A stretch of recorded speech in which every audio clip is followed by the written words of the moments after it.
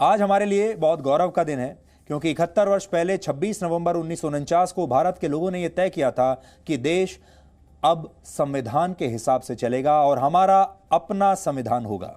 किसी आसमानी धार्मिक किताब या किसी व्यक्ति की इच्छा के अनुसार देश नहीं चलेगा। पर क्या यह देश पूरी तरह से संविधान की भावना के अनुरूप चल रहा है या फिर हम गलत रास्ते पर निकल चुके हैं?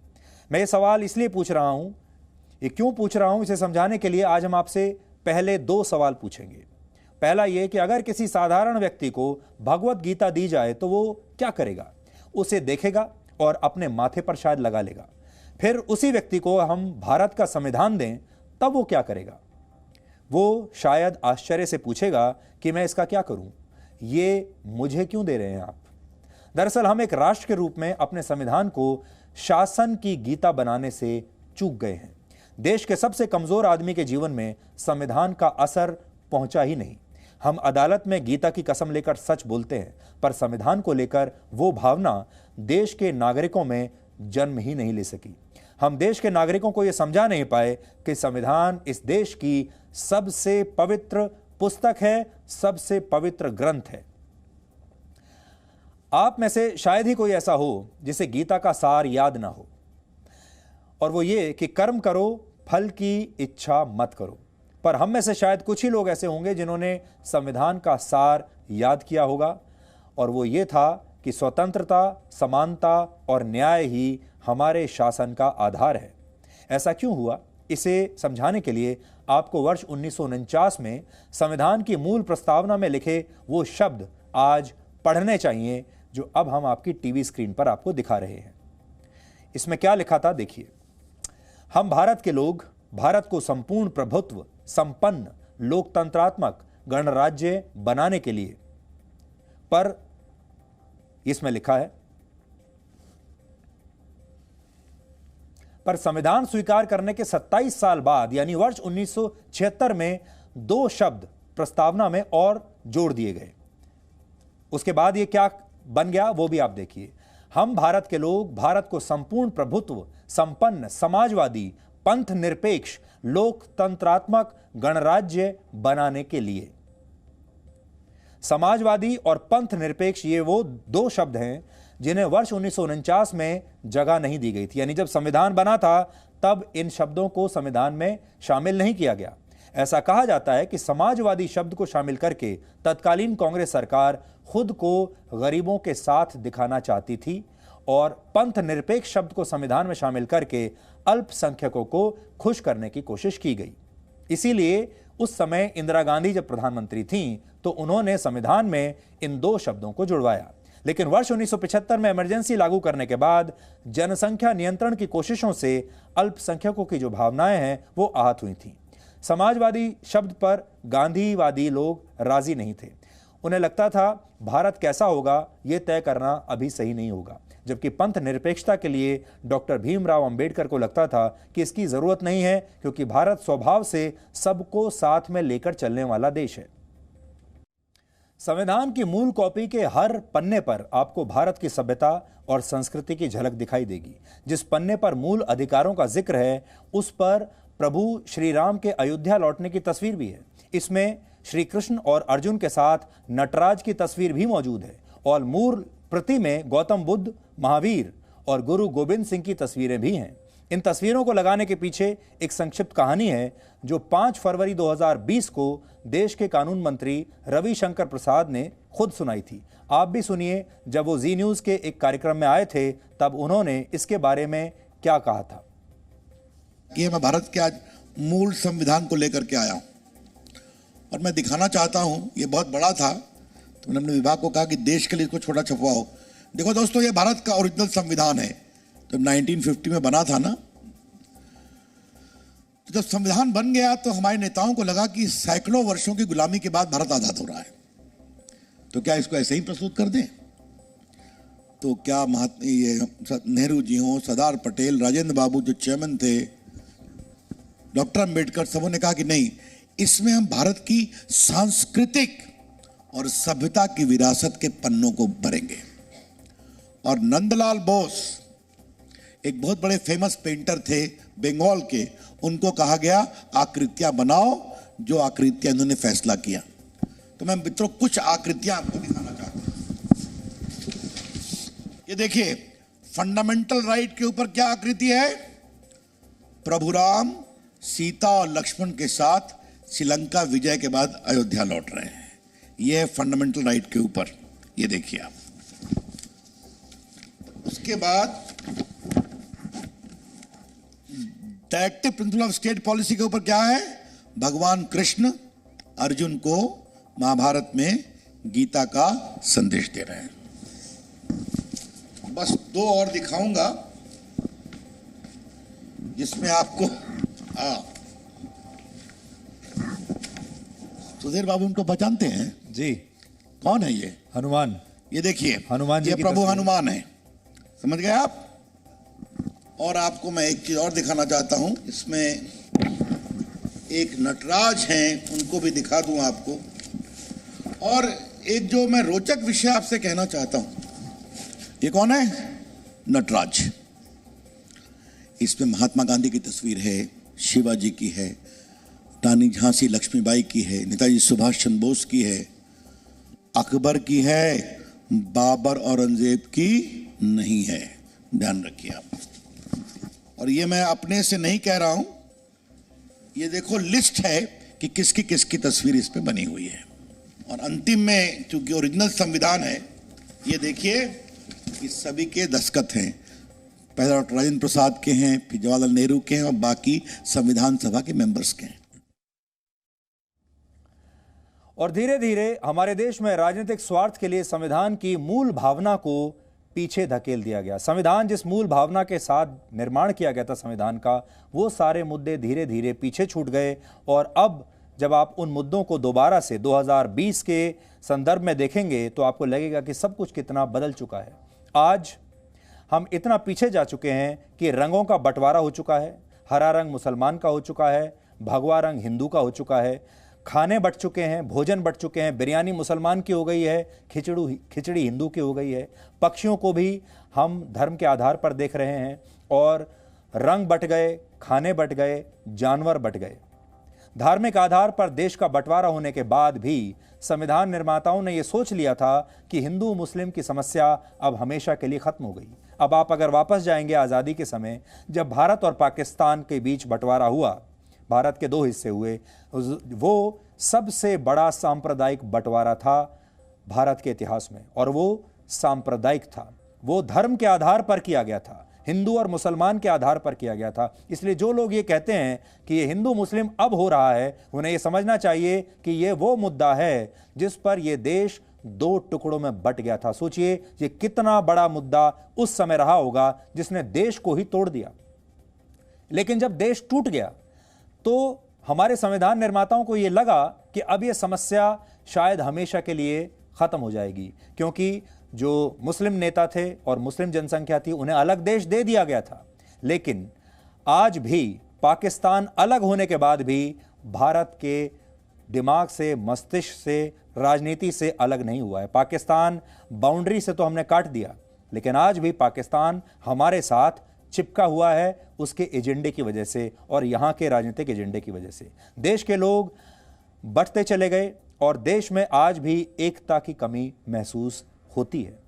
देश में संविधान को लेकर जानकारी बहुत कम है, क्योंकि हमारे देश के नेता इसके बारे में कभी बात नहीं करते और आपको कभी जागरूक भी नहीं करते। इसका अपवाद वर्ष 2010 में मिलता है। संविधान को अपनाने के 60 वर्ष पूरा होने के मौके पर गुजरात के सुरेंद्र नगर में संविधान गौरव यात्रा का आयोजन किया गया था। तब प्रधानमंत्री नरेंद्र मोदी गुजरात के मुख्यमंत्री थे।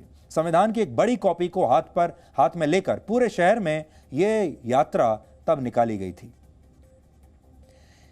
इस संविधान गौरव यात्रा की तुलना एक जैन विद्वान आचार्य हेमचंद्राचार्य को दिए गए सम्मान से ही की जाती है। उन्होंने प्राकृत भाषा के व्याकरण के एक ग्रंथ की रचना की थी जिसका नाम है सिद्ध हेमचंद्र शब्दानुशासन। कहा जाता है आज से लगभग 900 वर्ष पहले गुजरात के ही पाटन शहर में राजा सिद्धराज ने इस ग्रंथ को हाथी पर रखकर धूमधाम से एक यात्रा निकाली थी।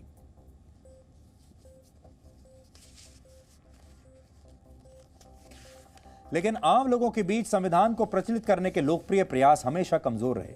वैसे आज भारत की सेना ने संविधान के सम्मान में एक बड़ा प्रयास किया है। सियाचिन, कारगिल और देश की कई सीमाओं से जो तस्वीरें आई हैं, उनमें आप देखेंगे कि सैनिक तिरंगे के नीचे संविधान की प्रस्तावना पढ़ रहे हैं।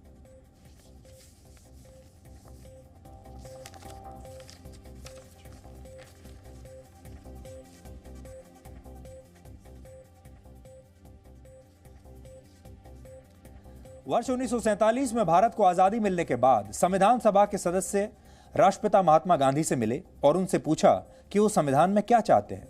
तब गांधी जी ने जो जवाब दिया था वो आज आप सबको ध्यान से सुनना चाहिए। उन्होंने संविधान सभा के सदस्यों से कहा, मैं तुम्हें एक जंतर देता हूं। जो सबसे गरीब और कमजोर आदमी आपने देखा हो उसकी शक्ल याद करो और अपने दिल से पूछो कि जो कदम उठाने का तुम विचार कर रहे हो वो उस आदमी के लिए कितना उपयोगी होगा। ये था महात्मा गांधी का विचार संविधान के पीछे। गांधी जी के इस जंतर से साफ है कि वो चाहते थे कि संविधान देश के सभी नागरिकों को समान दृष्टि से देखे।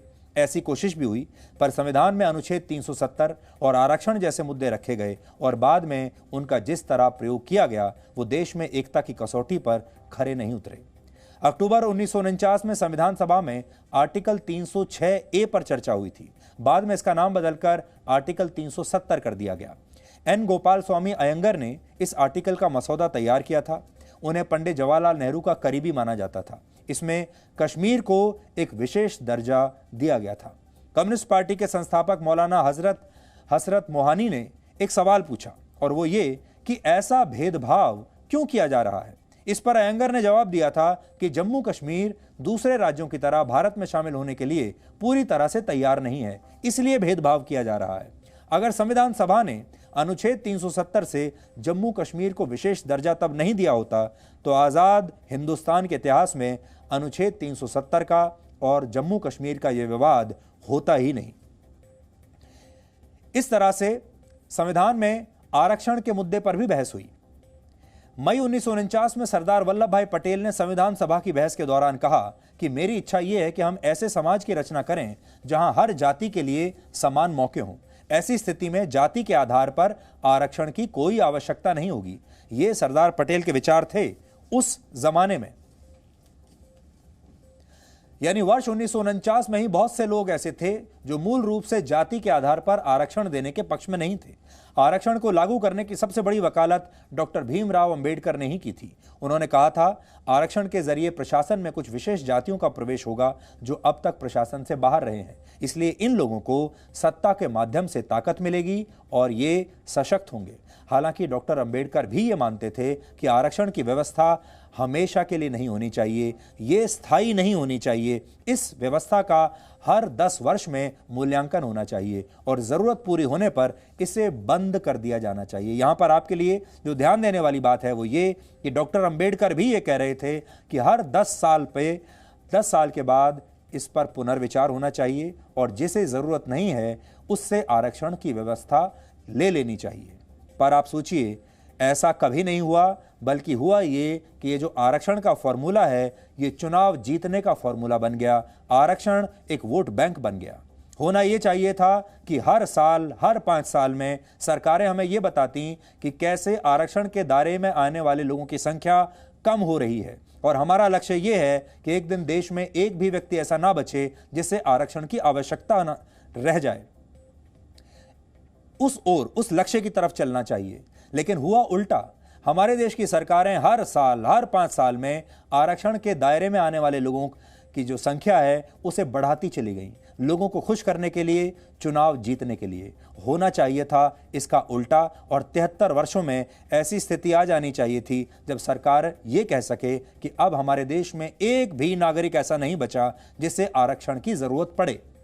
संविधान देश के लोगों में भगवत गीता की तरह लोकप्रिय क्यों नहीं हुआ, इसकी कुछ वजह आज आपको बताते हैं। संविधान के नीति निर्देशक तत्व में लिखा है कि राज्यों को समान आचार संहिता यानी यूनिफॉर्म सिविल कोड का विकास करना चाहिए, पर आज तक ऐसा हुआ नहीं।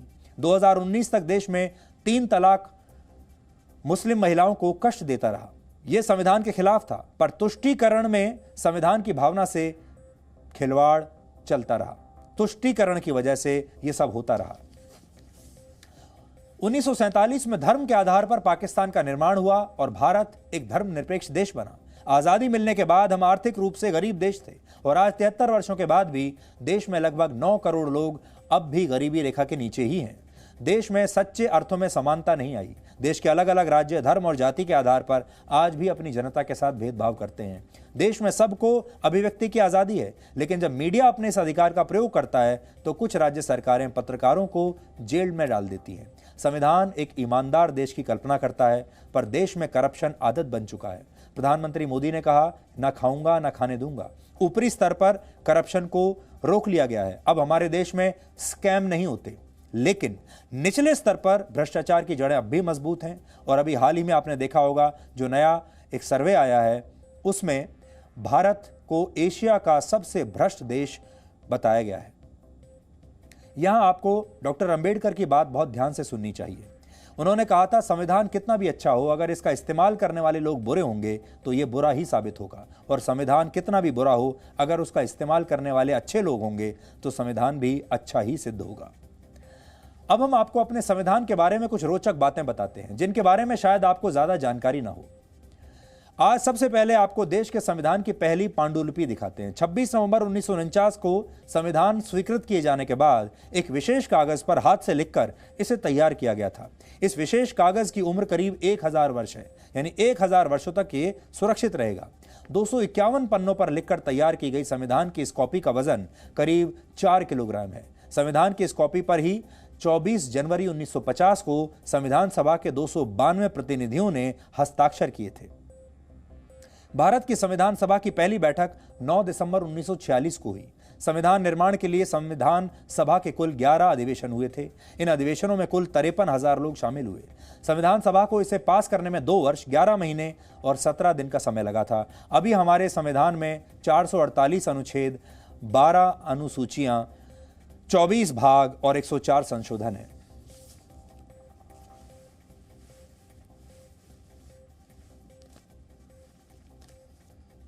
संविधान का ड्राफ्ट बनाने से पहले संविधान सभा के सलाहकार BN राव के निर्देशन में 40 देशों के संविधान का अध्ययन किया गया। अमेरिका का संविधान पूरे दुनिया का सबसे छोटा लिखित संविधान है और इसके मुकाबले भारत का संविधान दुनिया का सबसे बड़ा संविधान है और अमेरिका के संविधान से 5 गुना बड़ा है।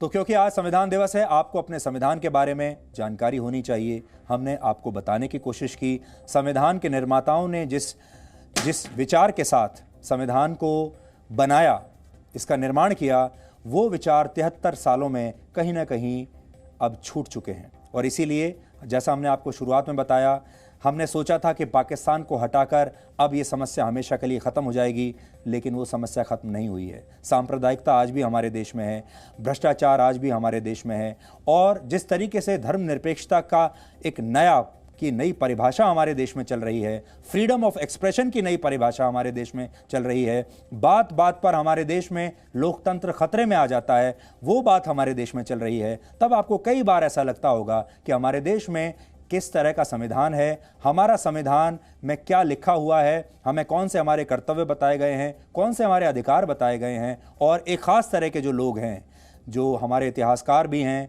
हमारे बुद्धिजीवी भी हैं, पत्रकार भी हैं, वो आपको कई बार संविधान के नाम पर कंफ्यूज करने की कोशिश करते हैं।